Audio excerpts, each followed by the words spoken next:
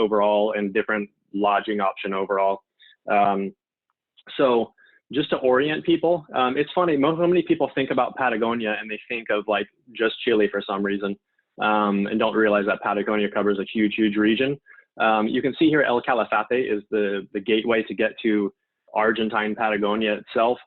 These are kind of the principal air access routes of direct flights that go in there. So Buenos Aires is obviously the most common. They have direct flights to Ushuaia and then seasonally also to Bariloche. I put Bariloche here just to kind of show that this is the lakes region more of Patagonia.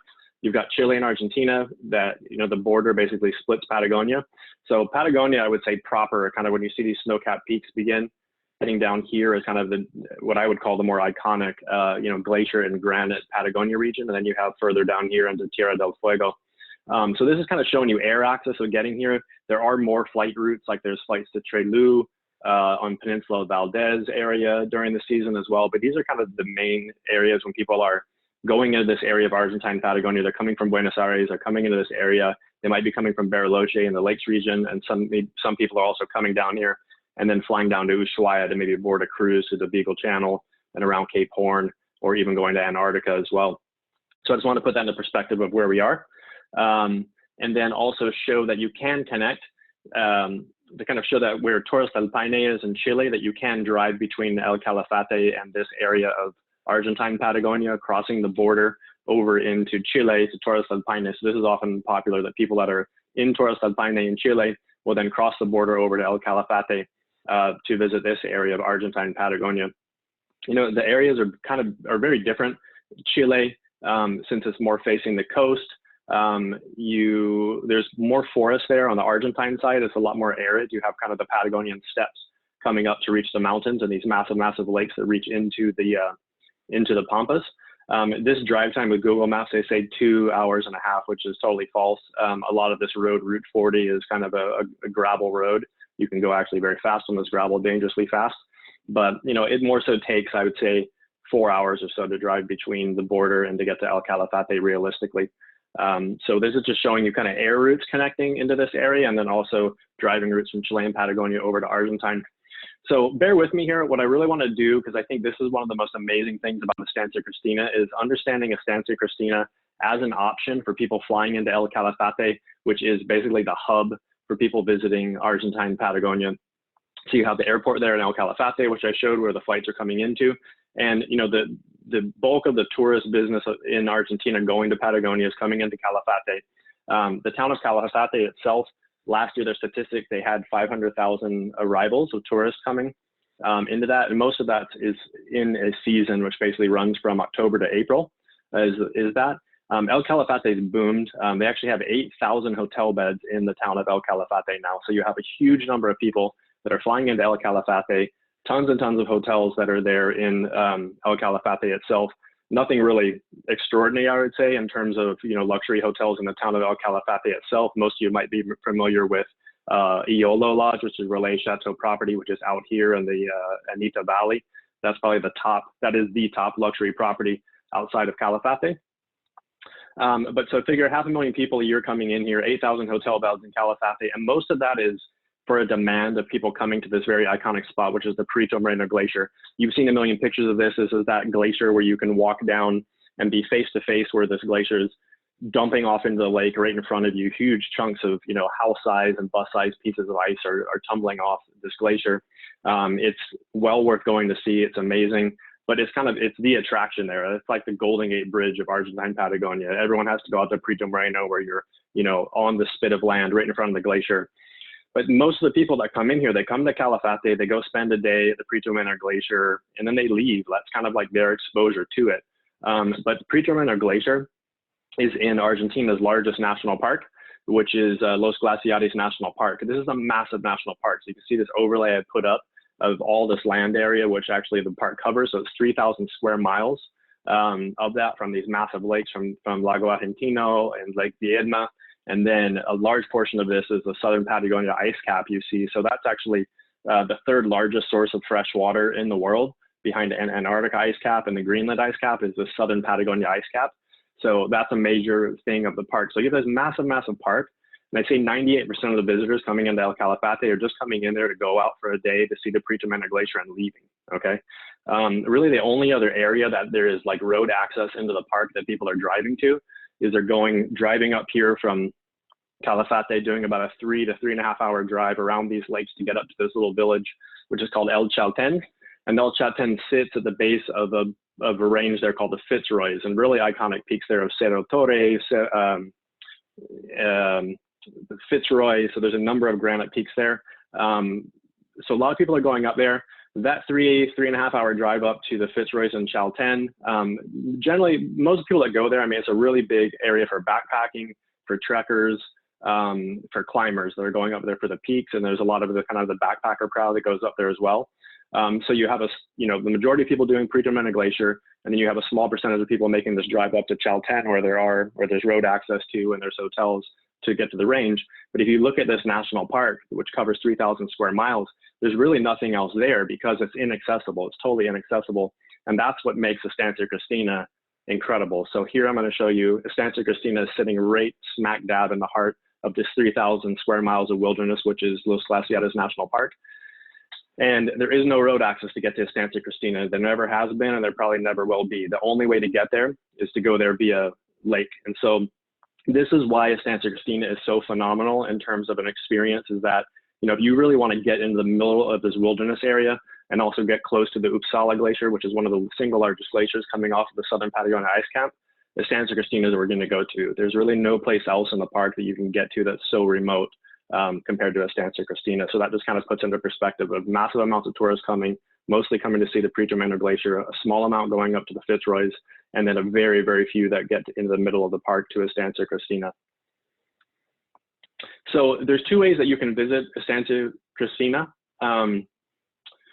You can go out there as an overnight guest, and that's what I'm going to talk about. I mean, I represent lodges, and I really think the overnight stay at Cristina is the way to do. They do have, however, a day trip. You can go in there by boat to do a day visit, and you can choose from like a classic day trip, a discovery day trip, a trekking trip, or a horseback riding trip to go out for the day. That's kind of more like big mainstream tourism business of going out on the boat.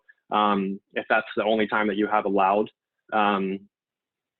to get there, it's worth doing. Just know you're going to be on a boat with maybe 70 other people, going out there for the day. It's a different type of travel.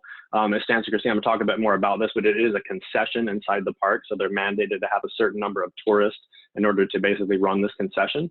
But they're two very different experiences. Going out there as a day trip is one thing, but coming out to spend overnight there is key. You need to go out there and spend nights at this property to really soak up everything it has to offer and the exclusion of it. Someone asked a question that you take a private plane or a helicopter to the property. No, you can't. I mean, there's helicopters can land there in case of an emergency, but there is no air access to there. You can only get there by boat. So I'm going to show you here kind of the way it works in getting there. So obviously you've come into El Calafate either by road from Chile or you've flown into El Calafate. Most people come in and will spend a night or so in Calafate in order to go out and see the Predetermined Glacier. Even though you're going to be there with hundreds of other people, it's well worth doing. I mean, it's iconic. It's incredible to be that close to this calving off glacier. And then the day you're going out to Estancia Cristina. So they basically run two different boat departures. They have their day trip service, which you see I have listed, then the guest service. Okay, so the day trip service is the people that are going out to do these day trips. And then they run a later boat that's leaving a bit later, and that's exclusively for people who are guests that are overnight guests that are coming out there. Overnight guests that are there and want to come out early, they can go on the day trip service. They're just going to be with a lot of other people on that boat versus the guest service is going to be a handful, maybe 4 people, maybe 10 people coming in as overnight guests and going out. So the way they do it is that they basically pick up people in Calafate, where it says the Park Calafate. That's the hour of when the pickups would happen in Calafate. And then you drive out about an hour out to what's called Puerto Bandera. And that's where you board the boats, which are owned by and operated by the concession by Estancia Cristina for the journey out there. And so on the way out, the journey is about 3 hours.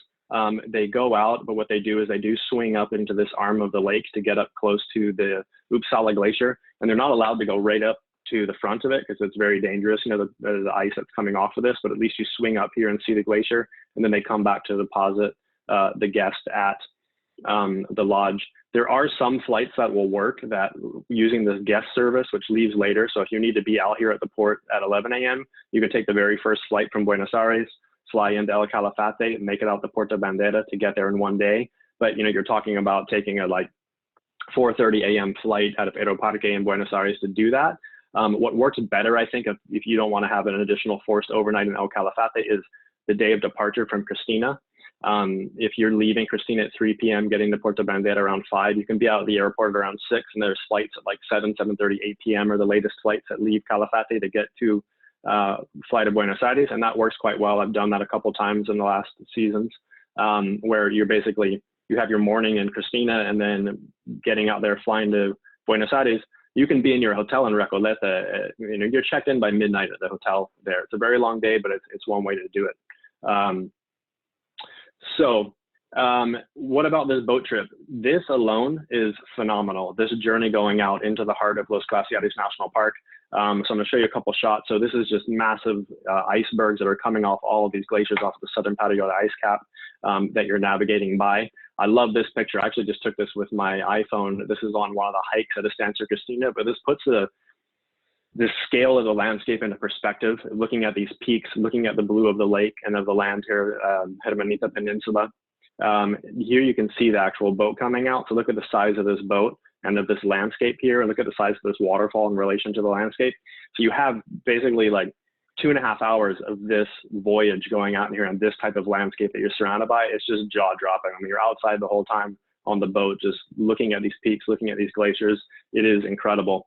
And then finally, you come up this little arm of the lake, and here is where Estancia Cristina sits. So you can see some of the buildings of the Estancia here on the shore. And then you have this backdrop looking up the valley to this peak called Cerro Norte, which is just so imposing, so incredible, beautiful. So I mean, this really sets the stage for you've spent hours coming out on this boat through this wild landscape, and then here is this Estancia, and you're just like, wow, look at the setting of this place. So disembarking, if you're coming out, if your overnight guests that are on the earlier day visitor boat, when they pull up to the Estancia, they say, okay, overnight guests are getting off first. They're given preference, and they're met by the lodge staff and then whisked away to the lodge.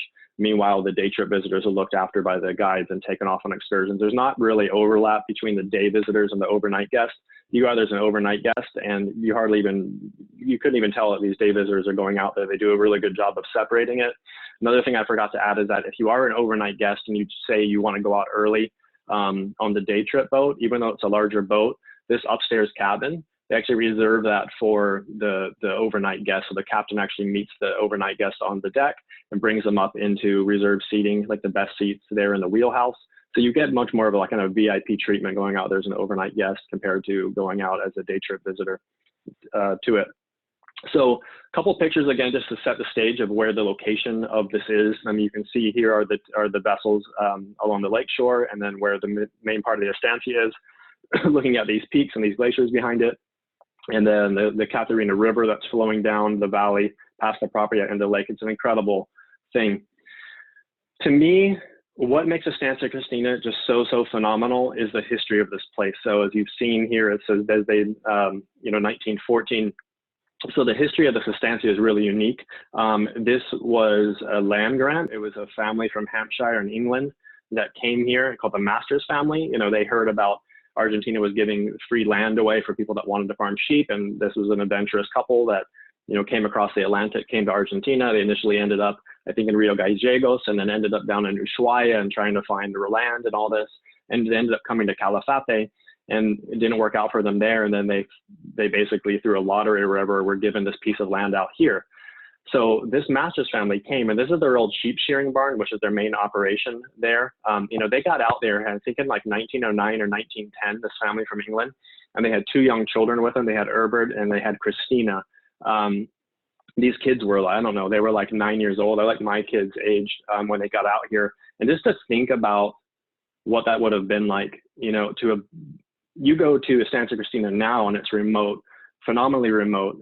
Just to think about that at the turn of the century in like 1910, coming out there with 2 very young kids, probably by, steam coal-powered boat.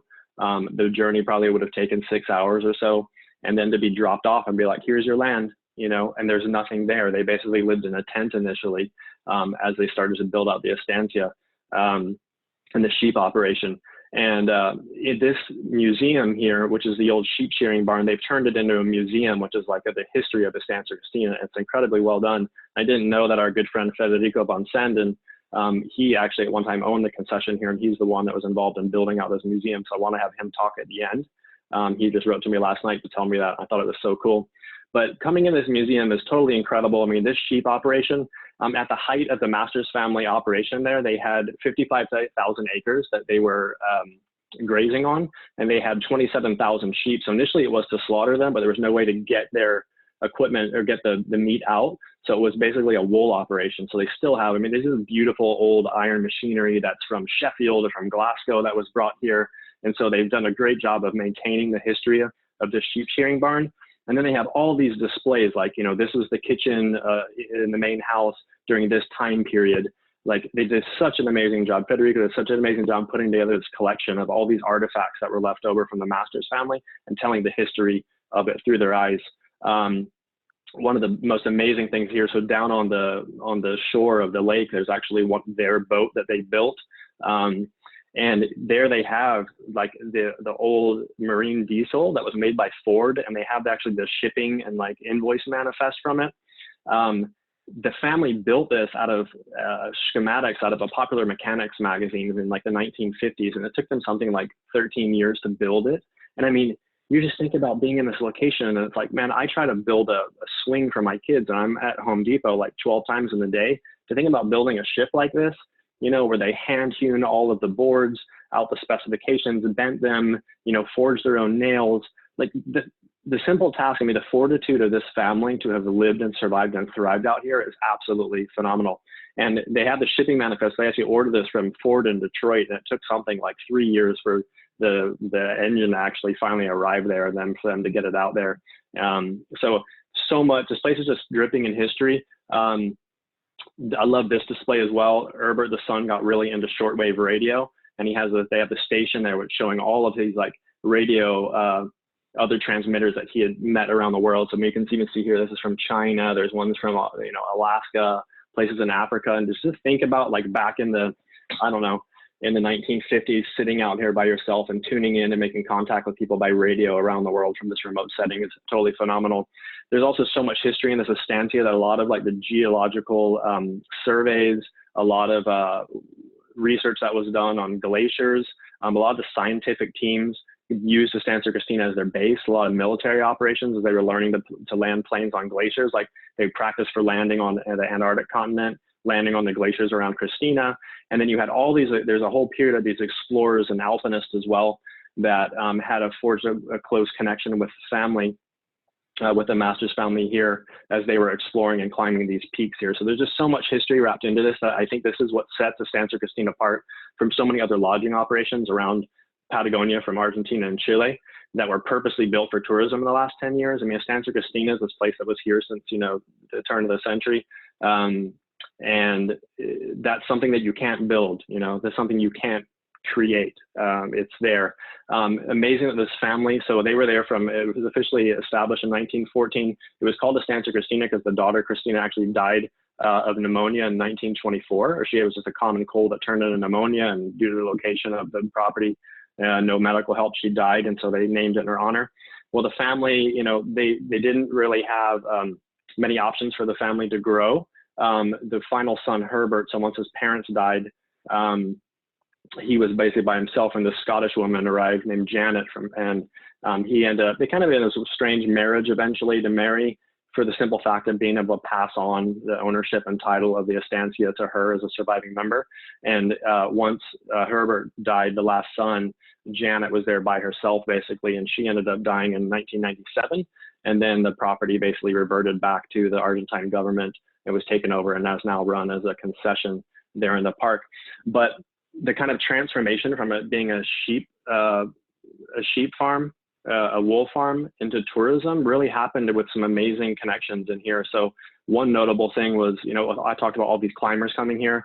One of them was in 1968, this top right picture, you had Yvon Chouinard, the founder of Patagonia Clothing Company, Doug Tompkins, who founded North Face and Esprit, and he later went on to do Pomelin and protect tons of land by Chacabuco and everything in Chile and Argentina.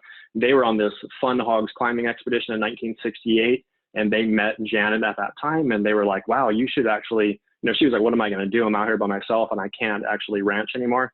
they're like, you should have tourists come out here and to experience it. It's such an incredible place. You know, people like Yvon Chouinard and Doug Tompkins, they were more involved in equipment manufacturing, but they had really good friends and people like Al Reed down here, who was the founder of Exum Mountain Guides, Inter-Asia Expeditions, which later became Geographic Expeditions. And this is Jim Sano, who was president of Geographic Expeditions while I worked there. He's now director of travel for World Wildlife Fund. They were involved in tourism, so Yvon Chouinard put them in touch with Janet, and then they started leading groups to go out to Estancia Cristina. So it's incredible history that just keeps going, and all these, you know, amazing connections between adventurers, which led to what is Cristina today as a tourism operation. This is actually after the tents. This is the very first structure that the Masters family built. They lived in this one room stone cottage here. So I get carried away on history, but I think that's the thing about Cristina, which is so amazing, is the history of it. So looking at here at the Estancia nowadays, where you have a little stone shack there, now we have a common area for guests, and these are the different guest rooms here. This is the barn here, the sheep shearing barn and museum, and then we have a quincho, and this is just for the day trip visitors. Have lunch here. The day trip guests are not allowed over here where the main estancia is, and we're for the overnight guests, so there's separation between that. But it's amazing that even these willow trees, you know, these were planted by the Masters family as wind blocks when they arrived. So history lives on here, and just looking at the you know, we just look at this backdrop of these glaciers behind it and where the lake is. I just can't get over the location of Estancia Cristina. And again, looking back up the valley towards Cerro Norte. So talking about the lodging here, there's 20 rooms in total. They're broken up in between these 5 different room buildings. So each of these buildings has 4 rooms in them. And again, that's just one of them looking up the valley. But the way that these are laid out is you kind of come into the building. There's kind of a central sitting area. I would call it more a mud room. People don't use it as a living room. Then you have these doors off, and so you have these 4 ensuite rooms, completely private ensuite rooms. When we do have couples traveling together, families, you can lock this door off and leave these interior doors open to create connecting rooms. So you have 2 pairs of connecting rooms in each of the 5 buildings. And so we'll go ahead and have a little look in the rooms there. Just to give you an idea of it. And again, this isn't an over-the-top luxury lodge. I mean, I think if you have people that are coming looking for like opulent luxury and 5-course chef tasting menus and stuff, like Estancia Cristina isn't that place. If they did that, this place would have a drastically different feel. They've tried to maintain this kind of simplicity of the ranch style of the place, in tune with the history of it. So these are the rooms that are extremely comfortable. Obviously, this place is not on an electrical grid, so it is generator run. They do turn the generator off at around 11 o'clock at night, but then there's a backup solar system. So even in the middle of the night, you could turn a light on. The lights are all run by the solar when the generator is not running. Just wanted to point that out there. Most people don't even realize that, since their lights do work in the middle of the night. So again, just a couple more shots of the rooms here, and then the ensuite bathrooms to give you an idea of it. Kate, you're asking, when did this open as a lodge? I actually don't know in terms of the date. I'm sure Federico will know, and we'll pull him in later to give his little history of Cristina. So these are the views. You have these wonderful little bay windows in all the rooms where you're looking up the valley. And I mean, that's one of my favorite joys there, just sitting in that room and watching these clouds play across the mountains here is just a phenomenal thing to experience, particularly at night when the wind's whipping there and you're cozy under this down comforter. This is a quincho, or the octagonal, which is like the common area and the dining room for guests.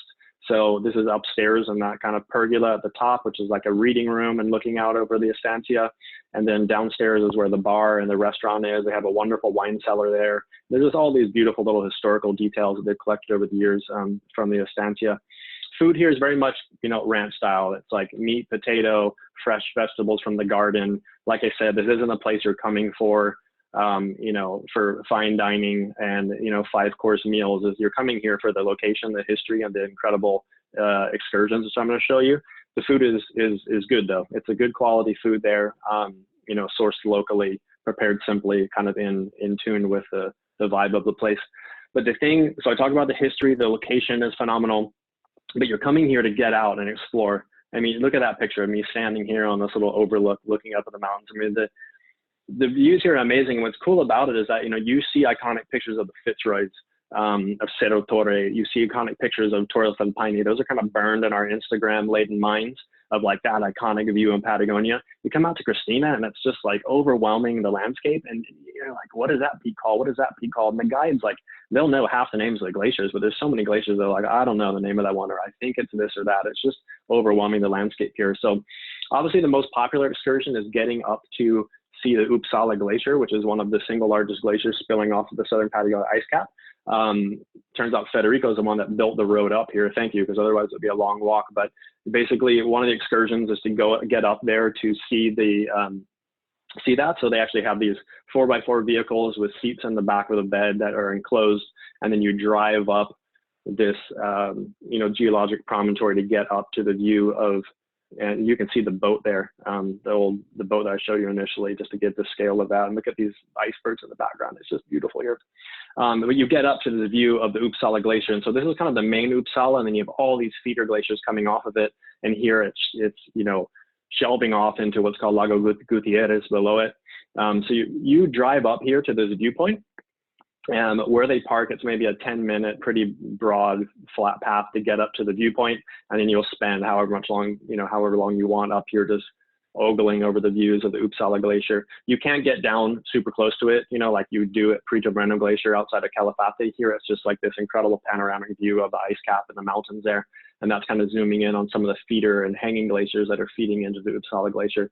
So that's one direction. You're looking at all this whole panorama of ice spilling into the Uppsala Glacier. And then when you turn around and look the other way, you're looking back into the valley where Cristina sits and at Cerro Norte. I mean, to me, this is one of the most amazing viewpoints that I've ever been to in my life. This again is just a picture I took with my iPhone with no filter whatsoever when the light was coming and beaming down into this lake in the valley and looking up at Cerro Norte. There's an incredible trek you can do from Cristina up this valley up over to another peninsula where there's Estancia Helsingfors. It's like a 4-day trek. Totally want to do that. It's on my bucket list. The most popular hike at Cristina is going down what's called the Fossil Canyon.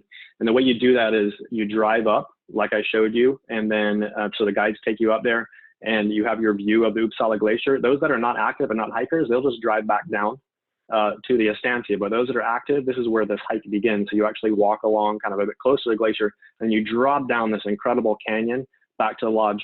Maybe I should back up to say that, you know, the excursions are included here. They have a wonderful staff of on-site guides there that work. The Estancia is only open from October 15th to April 15th every year. That's the hard opening and close dates for them. So the excursions are included for overnight guests, and you basically get there and there's a variety of excursions I'm going to show you, and then the guests can kind of speak with the guide staff and choose what excursions they want to do. You know, they don't have to do the long walks. If they want to have a more easy option of their itinerary, they can do that. And they generally do them in small groups. You can pay additional if you want to have a private guide. So if you want to have all private excursions while you're at the Estancia, that's also an option. You know, additional pay for that as well. But going back to this walk, so you've driven up, you've been to the viewpoint, then you begin this walk down. So it's an 8-mile walk. It's all downhill. You drop about 1,100 feet during this, but what you're doing is you're dropping down off of this viewpoint into this canyon where the glaciers have carved it, and it is incredible. So as you drop down this Red Rock Canyon, every couple hundred meters, there's different layers of geology shown and different fossils there. So like here's some massive like nautilus shells there. You go down a bit further and this is different, you know, different shells that are actually in the form of a whale.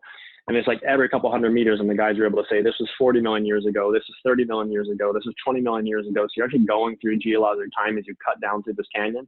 So imagine you started up on this ridge looking at these glaciers and this viewpoint, and then you go down through this canyon with this, and then when you get down towards the bottom of the valley, you often have all these condors soaring above it. It's just an incredible, incredible hike.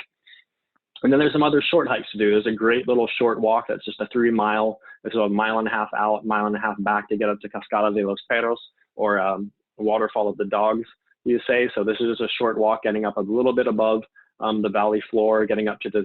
This is one of the cascades, but there's like hundreds of cascades going up the hill. So you can kind of walk as far as you want up this cascade going up the mountain. That's a beautiful walk.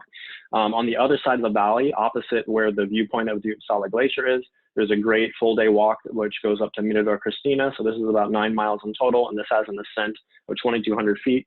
What's unique about this is that you're going through this beautiful like birch forest. You don't find a lot of forest in Patagonia because of the presence of so much wind, but this is a beautiful walk through this rich, you know, birch forest, and you're getting up to this viewpoint where you're actually looking down on the valley here, and then looking across at the Uppsala Glacier here. And actually, with the pointer of my mouse, this is kind of the viewpoint from the Uppsala that you would have driven up to. And then the Fossil Canyon hike is walking along this ridge and then dropping down this side canyon here. This is the Fossil Canyon, and then the Estancia is just off here to the left. So this Mirador Cristina, you get up here and you have this big panoramic view. This hike you can actually do by horseback as well, which is another option I'll talk about later, but you can do this by foot, or you can also go up here by horseback as well. And here you're getting these incredible views across that ridge over to the Uppsala. My personal favorite hike is this hike up what's called Cerro Carnero, Carnero like a ram. And this you leave right from the lodge, you walk along the shore of the lake, and then you climb this little promontory here. And it's non-technical, but you end up getting up here quite quickly. This picture makes it look a bit more dangerous than it is. I mean, this is a broad rock, but you're basically coming up here and look at the views from the top of this thing. So this is me standing on top of Cerro Carnero, and you're looking down here. You can see the Estancia below it. There's the Uppsala Glacier and the Southern Patagonia ice cap there behind it, Cerro Norte. The lake, you can see the Catarina River flowing down through this valley past the lodge. There's a beautiful water wheel here and a chapel, and then out into the lake. This is something you can do after breakfast and be back in the lodge for lunch at like 1 p.m. So incredible hike. So talking about all this land up behind the lodge as well, there you have other activities. So at the Estancia, they have tons of horses. So we do great horseback riding there straight. There's like 3 gauchos that work at the Estancia, and they lead the horseback riding trips there in the valley. So you have all these different options. This is actually going up to Mirador Cristina, which I showed you, that long hike, or you can ride the, you know, all the way up the valley to the lake. You can do short little rides around there, whatever it is, but you're on these horses and you're often crisscrossing the river back and forth and just deciding, hey, let's go up there and ride. Beautiful horses. They don't really allow people to canter or gallop here just because you're in such a remote location that if someone was hurt, you know, it just amplifies something like that. So they try to keep the horseback riding quite tame here. So it's more kind of beginner horseback riding. Even if you're an advanced rider, they just don't allow people to, you know, go crazy on the horses here because of the remoteness of it. So you've got the horseback riding option there as well. And then the place is also like world-class known for fly fishing. This is not a beginner fly fishing thing because, I mean, you could do some beginner fishermen, but you have all of these lakes here, which are stocked with rainbow and brown trout, all these lakes. But then the river flowing through here, what most of the fly fishermen are coming here for is for the Chinook or the king salmon, which are coming out of the Atlantic and navigating up here. So we have during season, kind of the fishing season is during our open season from October to April, but we have groups of fly fishermen that come here, you know, for 4 or 5 days and stay.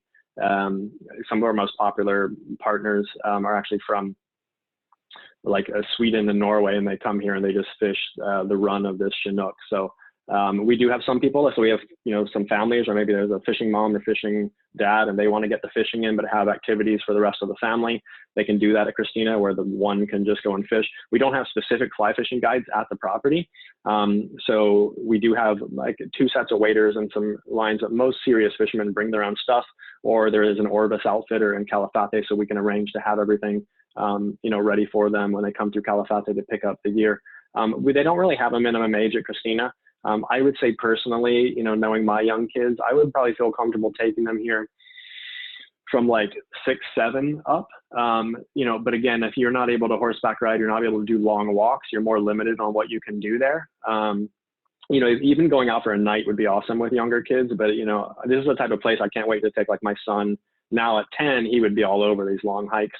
So I'm thinking like 10 and up would be great for kids that, you know, are active to be able to do these hikes here. So I have actually, I'm going to send you as follow-up. What I did is I kind of went through all the excursions, knowing them and having done them all. And I put together some sample itineraries of showing like, this is what a one-night stay would look like for an active people coming here. Here's what a 2-night stay for people that aren't super physically fit and active. These are what the excursions and experiences that we have here. You know, so you've got to figure that you have, you know, driving up to the Uppsala Glacier. You've got the short walks to Cascada de los Perros. You have half a day just in the museum itself there, learning the history of it. You have short horseback rides, and just time to enjoy the setting of this place is also key. So I'm going to send these to you afterwards in the follow-up. These are really good just to put in front of people and say, here, if you go out here, this is what, 3 nights at Estancia Cristina would look like. What are the suggested itineraries there? So I'm going to kind of finish this just with a little bit of comparing it to some other options in Patagonia. Like if you're coming into Calafate, why would you go to Estancia Cristina rather than drive up to Chalten and the Fitzroys? And this is my take on it, having been to these places personally many times. Going to Cristina rather than driving up to Chalten and the Fitzroys, you're coming in by boat rather than driving. It's about the same amount of travel time to the drive versus the boat. The boat for me is way more interesting. The drive along the Patagonian steppe isn't as interesting. It's interesting when the Fitzroys are clear, if you have a clear day. They're both for really active people that enjoy the outdoors and enjoy hiking. What's unique about Cristina, though, is I imagine when you're here as an overnight guest, the trails here, they're only for the people that are out spending the night there. And we have the day trip visitors coming out there, but they're staggered in a way that they're not overlapping with the overnight guests. Whereas when you go up to the Fitzroys, there are, dozens and dozens of hotels and backpacker sites and lodges and campgrounds there. So when you're on the trails, there's going to be more people. Cristina, you have this like private wilderness for you when you come out here. The other thing that's cool about Cristina is that, is the hikes. They all leave right from the lodge. So it's not like in Torres del Paine, like I talked about yesterday, you might be driving an hour, hour and a half to a trailhead to then begin the hike.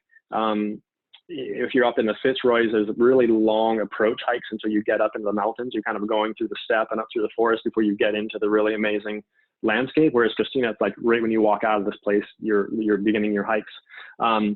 Comparing to Torres del Paine, Torres del Paine in Chile is the iconic Chilean national park. Los Glaciares in Argentina is the iconic Patagonia park for Argentina. So you have some people that are doing a trip and they're in Buenos Aires. They want to do Iguazu Falls. They might want to spend some time in a wine region of Mendoza, but they want a Patagonia component. You can come down and do that. Come to Calafate, do a day at Pretomena Glacier and a few nights at Cristina. That makes a great Patagonia component. So a lot of people don't want that thing of driving into Chile to go visit the park and then having to drive back into Argentina. Or, if you're crossing between Argentina and Chile, often once you've done that, you then have to you fly out of Santiago rather than Buenos Aires. So as soon as you cross the border, it complicates things. So you can do a wonderful Patagonia trip just with, staying in the Argentina side. There's also, rather than Torres del Paine, I talked about, such a large park, and most of the trails are in different areas. So there's a lot of driving to trailheads. Here at Cristina, you take the boat out there, you're based there. You're not in vehicles except for that drive up to Uppsala viewpoint. And also, as I said, this is a historic estancia you're coming to. Most of the other options in Patagonia, most of the luxury hotels, they were purposely built for tourism in the last 10 years. This is a historic estancia that's been there since the early 1900s. So it's a completely different thing. This is not a luxury lodge purpose-built for tourists. This is a historic estancia that's been converted and is now run as a concession that people come out there and they have wonderful lodging, fantastic guides and excursions, and good food. But it's not there for let's go and wow people with, hotel infrastructure. That's just not the vibe of Cristina. So I kind of already talked about this, but I think the best thing is flying into Calafate, spend a night or two to facilitate going and seeing the Pretomena Glacier, then come out and spend 1, 2, 3, 4 nights at Cristina, however much time, and then leave there and go back to Buenos Aires. You can connect this with Torres del Paine if you want to do both of these iconic national parks, or you can connect it with flights like going up to Bariloche. Some people are connecting and flying down to Ushuaia to then board cruises out of Ushuaia or going into Antarctica. I think a really cool combination is actually going to Peninsula Valdez. So you get the maritime or coastal Argentina connected with the mountainous part of Patagonia, because where Peninsula Valdez is on the coast, where you have orcas and elephant seals and all that stuff, that's considered Patagonia too, but it's basically, coastal. That, and then also Iguazu Falls. Could you imagine a more different vibe from Estancia Cristina's landscape with what you have in up in Iguazu Falls? So that's it with Estancia Cristina. Let me just see some other questions here. Yeah, Reyes said you got it. You got a glacier cruise with icebergs, 3 hours, plus you got the Estancia. So Federico, if you're not asleep because it's late where you are, and I'm sure you're tucked into the red wine already, I want to hear about your history with Estancia Cristina, and also we can answer questions if people have questions. So maybe I gotta find you here and unmute you.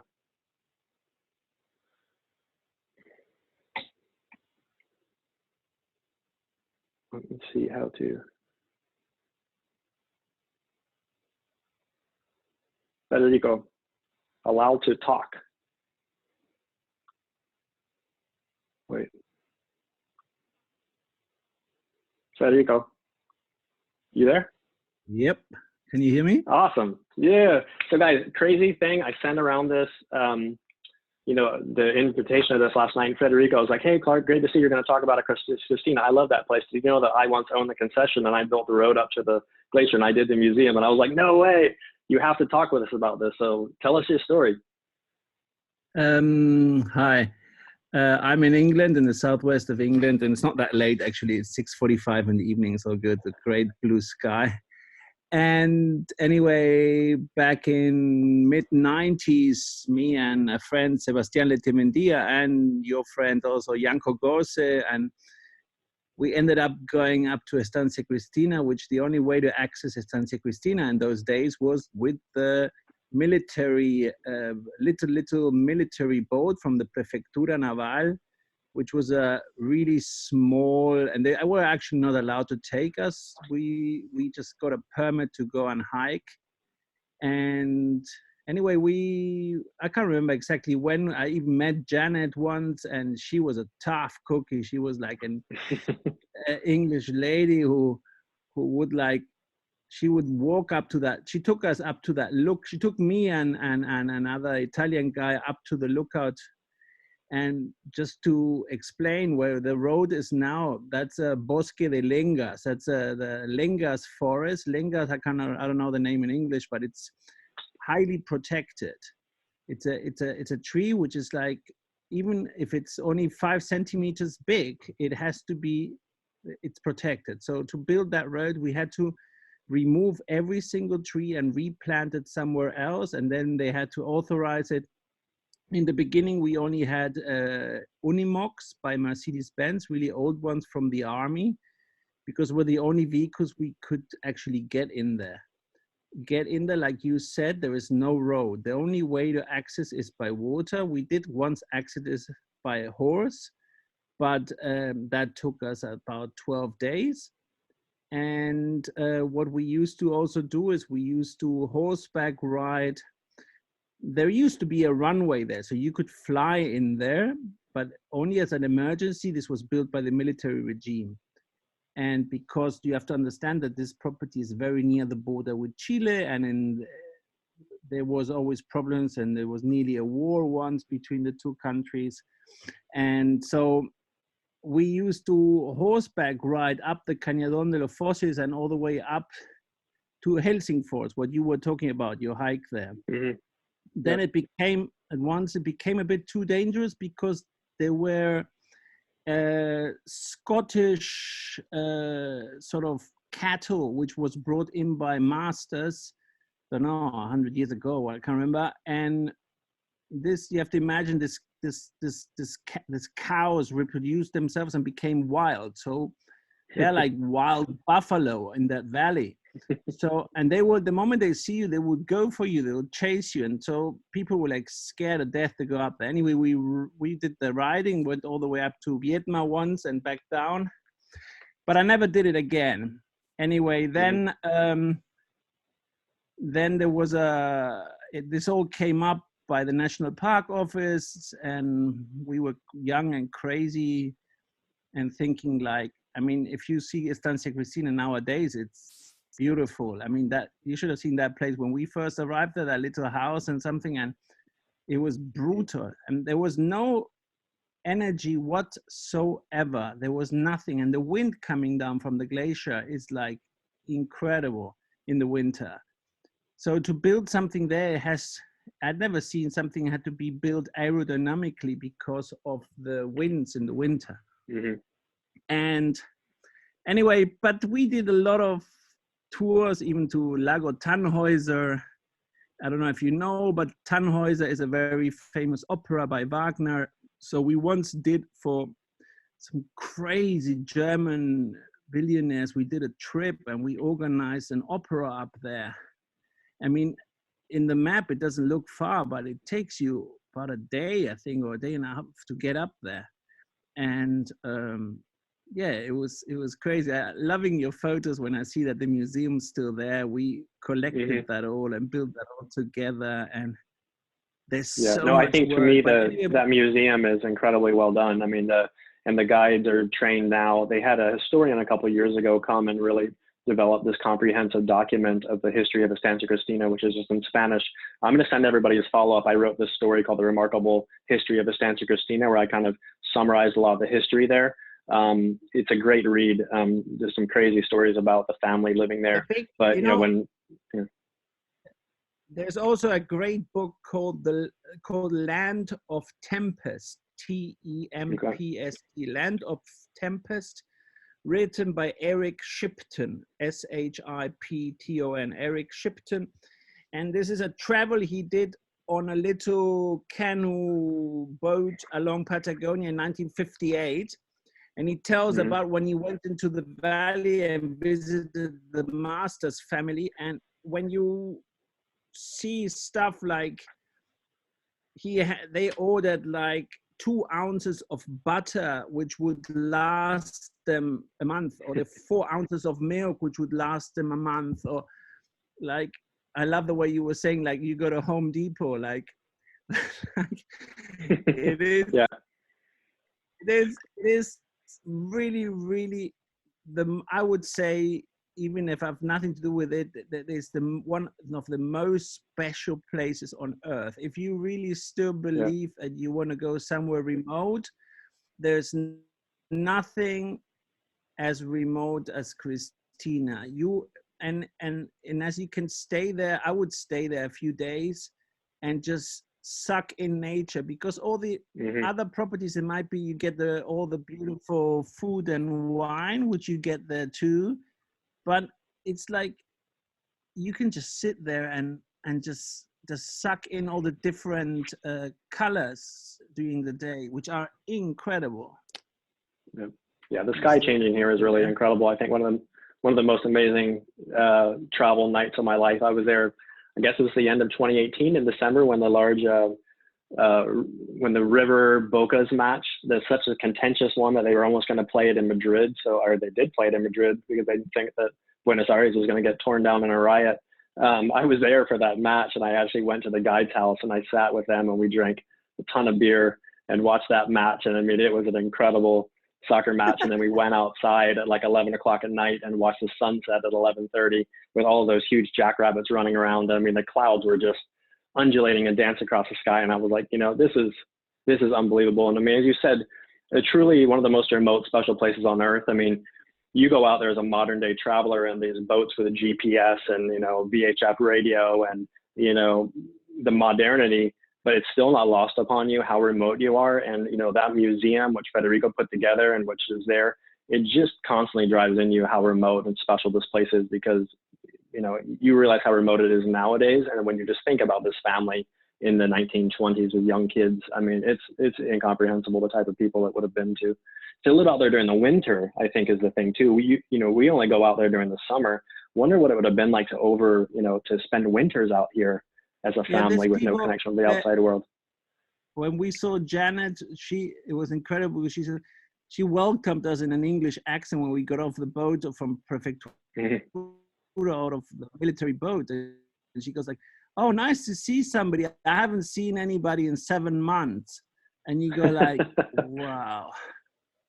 Yeah. And then what people have to realize, that if you go there in festive period, like in whatever, November, December, January, February, it's Patagonia and it's dark very late. So you really maximize your day incredibly, because you could be outside at 11 o'clock at night sitting and just having a great view. And it's really fascinating. We once did, just the last story, we did a big thing there during New Year's 99 to 2000. And so we celebrated that up on the lake, on the Tannhäuser Lake. And that was serious logistical masterpiece. Like, it was unbelievable. And and it's still today, I'm so glad people are still running the place, like and And yeah, when I saw that you were doing this, I thought, I can't believe it. This is like beautiful. Yeah. So sorry to bring this up if this is an awkward thing, but you had said that, you know, when you were dealing with this as a business and your business partners, you eventually got out of it because your business partners had died in a plane crash.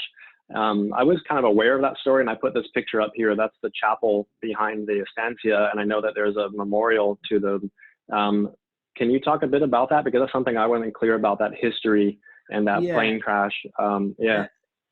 Okay, there was a guy called Agostino Roca, who is the owner, or was the owner of Techint. Techint is the biggest concrete road builder in Latin America, sort of. And then there was Jose Luis Fonrouge, who was a really, really famous mountain climber. And then there was Germán Sopeña, who was a leading writer for La Nación. And then there was another guy called Alfredo Fragueiro and his daughter. My business partners were only Alfredo Fragueiro and I forgot now the first one I mentioned now. Anyway, Agostino Roca. And they took a plane in Buenos Aires. He also had a jet, but he took a sort of a grand caravan. And after years of things, they realized that they had overloaded somehow this plane. Somebody caused this mistake anyway, and they were going to land at the Estancia. That's why they took this plane. And there is a memorial there for them. And anyway, when they perished, I was actually in Abu Camp. I was in Botswana on safari with clients when this happened. And I came out of there, and I suddenly found myself alone.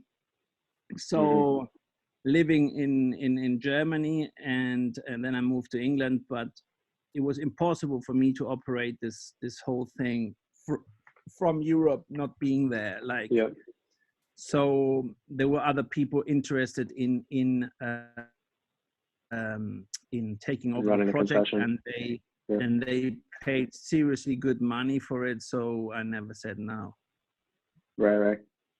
Yeah, that must be a hard thing to give up with such a special place that you're connected with, but I can understand that trying to run this business from Europe.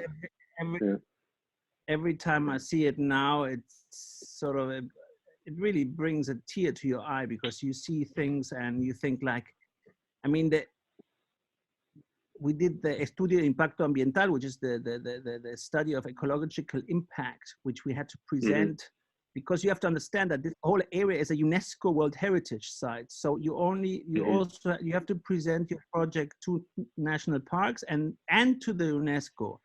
And this was like crazy, the stuff we did for that, but it was really worth it. I mean, I'm so happy it's up and running now. And I must say the ecological impact is really minimal, because there is no waste. Everything gets carried back to Calafate. There's very little vehicles. Like, they brought in those photo Toyotas, I can't remember afterwards, because the Unimogs were just too big. And but I'm glad they're doing the horseback riding, because that's really something pretty special to do that. But I think that the hiking is, like you were saying, is just something. The hiking is incredible. Special. Yeah, the hiking is incredible. You go base there and just do, these, and like you said about the length of the day, which I find there is that, going and doing a full day trek there, you're up early, you go, and you might do a full day walk, come back, but you're still going to be back for a late 2 p.m. lunch, even though they have beautiful packed lunches that you take along. And then you go back and you realize that you still have another 12 hours of daylight, to relax in the afternoon. And I mean, just to go out there and do like one long hike like that a day, and then just be able to sit out there in the silence and soak up this place. I mean, it's fantastic. I just realized that, And when the day tourists, when the day people leave, even if you never see them during the day, when they leave, you suddenly feel like you're seriously VIP, because that's when you suddenly realize you've got the place for yourself, and that's just amazing. Yeah. Right on. Okay, well, I think we're going to kind of wrap this up. If anybody has any questions for myself or Federico about Cristina, happy to answer it. But if not, I'm going to wrap it up, and I'm going to send a follow-up, and I'm going to send you, since we've got on this whole historical kick, I'm going to send you that link to that article I wrote about the history. And I've also got some cool pictures people sent to me from the 1980s, and you can see what the Estancia looked like there. Hope asked, will this be open in the fall? We hope so. I mean, we don't know, you know. I think that's the one thing, is that this, you know, with the coronavirus thing happening, you know, it was almost opportune time for a lot of these lodges in Patagonia, since their season wasn't going to start until October anyways. So, you know, we are all kind of hoping and praying and banking on the fact that, you know, the borders will be opened up and flights will be there and the Patagonia season will go off, you know, as is. But we do not know. There hasn't been any indication yet, you know, from the government, or it's to be determined. At the moment, it's September, as far as I know, September the 1st. September the 1st is when they said they were going to start allowing flights back in, but that could be bumped up. Yeah, but this place, this place is no good at that time. This place is from probably October or something like this. Yeah, so they only open October 15th and then close April 15th. And actually during the winter time, so when they closed down, I found this surprising, was that when they closed down in April 15th, they take everything out of there. They put the boats, they put the vehicles on a vessel. They pack up every fork, knife, dish, everything. They take everything out, the beds, the linens, everything. They pack it all out for the winter time. And then when they open that back up again in October, they actually bring everything back out to reopen it again. And they just have like 1 or 2 caretakers to spend the winter out there, which that would be crazy. I don't know if I could do that even. I mean, that would be, to spend the winter out there. Mm-hmm. Hey, Hope, you have to visit that place. Hope, you need to visit that. Yeah. So we got a lot of people thanking you. All right, guys, I gotta jump in another call. Like, I'm already a minute late. Okay, great. Thanks everybody. We'll send a follow up. Thanks Federico for jumping in as well. I will send you some more stuff when I find it.